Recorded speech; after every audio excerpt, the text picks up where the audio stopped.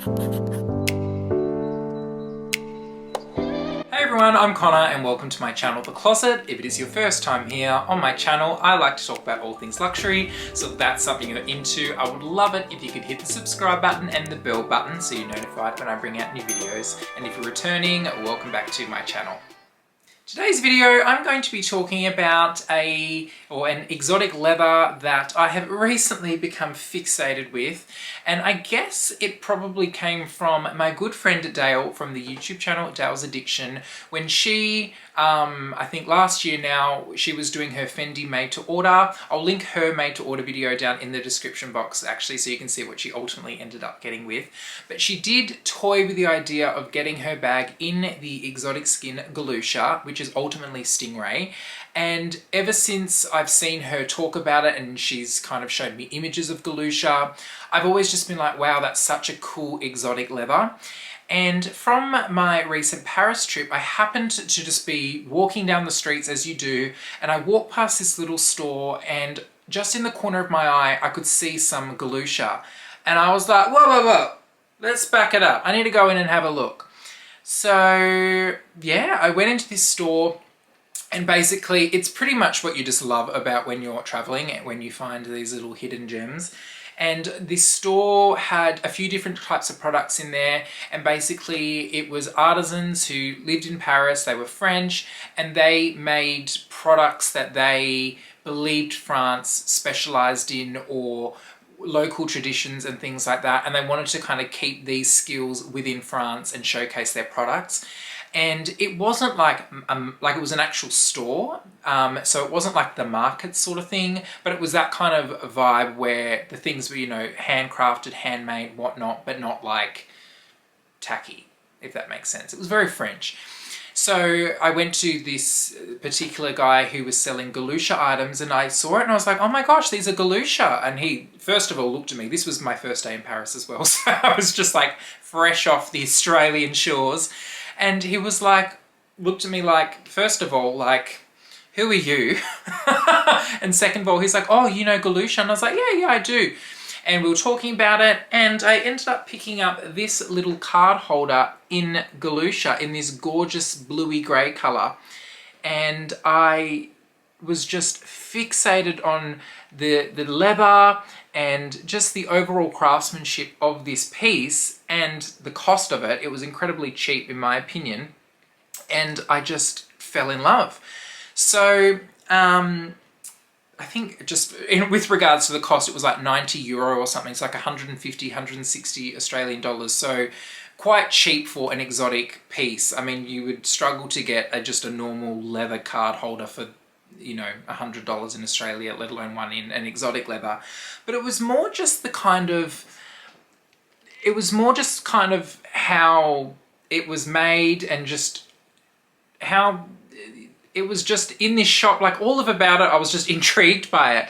But got me thinking about some of the other luxury houses that do produce pieces in Galusha, because the actual skin on it is quite remarkable. It's incredibly tough, and when I was speaking to this artisan, he told me that the Galusha is obviously from Stingray.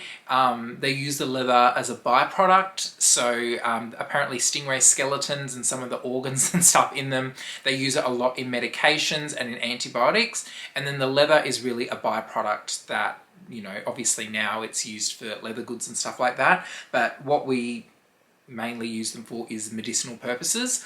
And the actual skin itself is made from the same material that our teeth are made of, so it's incredibly rock hard, and the focal point of Galusha is this center part here, which is quite naturally beautiful. And basically how strategic this center part is on a piece obviously gives it the craftsmanship or the art behind it.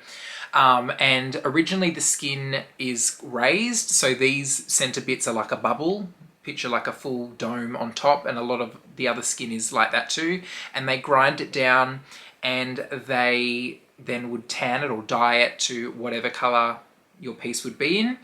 Apparently Galusha, that name comes from the surname of the French Tanner leather person that discovered that this leather was incredibly durable. It holds color pigment really well.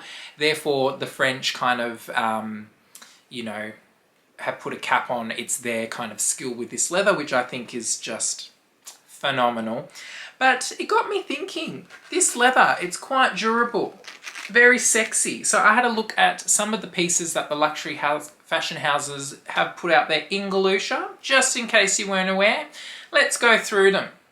So these are some of the pieces from the, you know, fashion houses that I have found that do create products in Galusha, and there really isn't a lot anymore. I think a lot of fashion houses have kind of wanted to steer clear of the exotic leather category, I guess because of you know, the social stigma and all of those things that people, you know, have when it comes to exotic leathers. I understand exotic leather is not for everybody, and I'm not here to get into a debate on whether you like it or not, but it's about just how interesting the texture of this leather is and how such a structured, hard-wearing leather is A, not used a lot in leather bags and stuff, and B, how it can be used in a lot of more casual, not casual, more softer kind of bag types, given how structured the leather is. So Bulgari, of course, is one that comes to name. They do a lot of Galusha pieces. One bag that I do love that they do have is called the Serpentine Micro Top Handle Bag.